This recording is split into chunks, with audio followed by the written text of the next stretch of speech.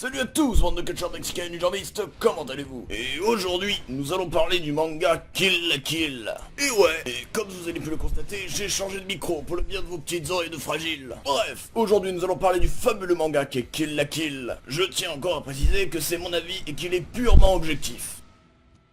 Bon, Kill la Kill, créé par Ryu Akazuki et son collègue, édité par Trigger et sorti en 2013. Ce qui en fait un manga récent et fort intéressant. Attendez une minute. C'est donc un jeu récent et fort intéressant. Ah ouais, c'est bien ça. Je recycle mes propres phrases. Nous avons ici comme personnage principal Matori Ryuko.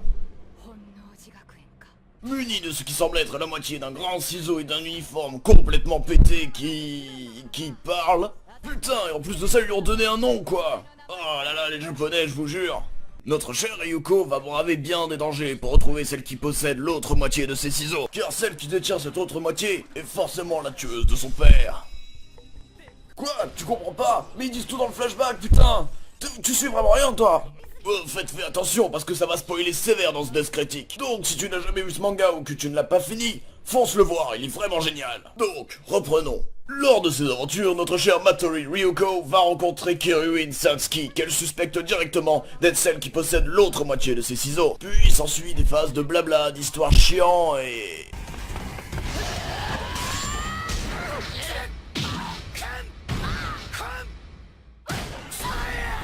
Pardon, excusez-moi, j'ai parlé trop vite. Puis ensuite, il y a de la baston, du blabla, de la baston, un prof totalement homosexuel full nunisme, et encore de la baston. Un super manga, quoi. En essayant d'être sérieux 2 minutes, je trouve que les animations de ce manga sont vraiment géniales. Bien évidemment, bien différents de tous les mangas classiques que vous devez connaître, mais personnellement, ils me plaisent. Surtout pour ce qui est des combats qui sont incroyablement animés, ce qui donne une vraie immersion dans ta mère. Oh le fail. Surtout pour ce qui est des combats qui sont incroyablement animés, ce qui donne une vraie immersion dans l'animé. Et puis pour ce qui est de l'histoire, je vais pas m'amuser à tout vous résumer, mais juste un truc. Il y a un tas de rebondissements, beaucoup de choses inattendues surviennent, beaucoup sur la fin de l'animé, j'avoue. Au pire, que diriez-vous d'un petit résumé des familles? Allez Zenketsu, explique-leur.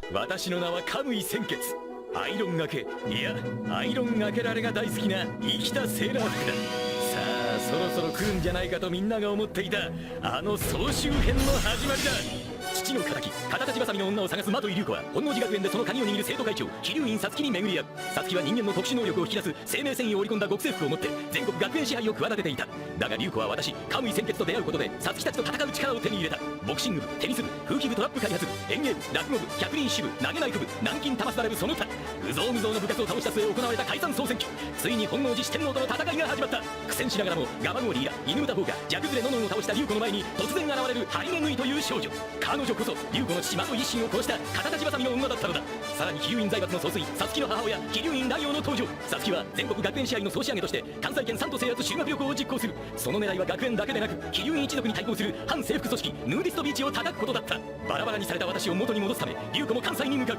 銭の町大阪で繰り広げられる竜子と皐月の死闘。そして今日Et puis les personnages, bordel de merde! Exemple tout simple avec Kiryuin Satsuki qui est la directrice de l'école et la némésis de Ryuko. Elle possède aussi un kamui, le kamui Junkets. Un kamui est un uniforme que très peu de personnes peuvent porter et qui procure une puissance bien supérieure aux uniformes à toile étoile, car cet habit est composé à 100% de fibres vivantes. Seul Matori Ryuko et Kiryuin Satsuki possèdent un kamui. Et ensuite il y a Kamagori Ira, le mec full barack badass de l'animé. Un peu maso sur les bords, j'avoue. Et puis Mako, enfin, inutile de la présenter, vous la connaissez déjà. Ensuite il y a Harime Nui. C'est la petite salope. C'est celle qui a tué le père de Matori. Et voilà, je vous ai spoilé. Et pour finir, la cruelle et mystérieuse Kiryuin Ragyo. Putain mais c'est quoi cet accent de merde, sérieux? Putain ça sent tout. Qui est d'ailleurs officiellement le personnage le plus pété du manga. Non mais sérieux, regardez ça. C'est pas genre trop pété. Personnellement, je surkiffe les OST de ce manga, c'est pour ça que dans la description, je vais vous laisser quelques petites musiques qui m'aident bien. Voilà, ce Death Critique est à présent terminé, j'espère qu'il vous a plu. Moi, ça m'a vraiment fait marrer de le faire parce que, j'adore faire des Death Critiques, quoi. Et on se retrouve à la prochaine fois pour un autre Death Critique. Allez, ciao!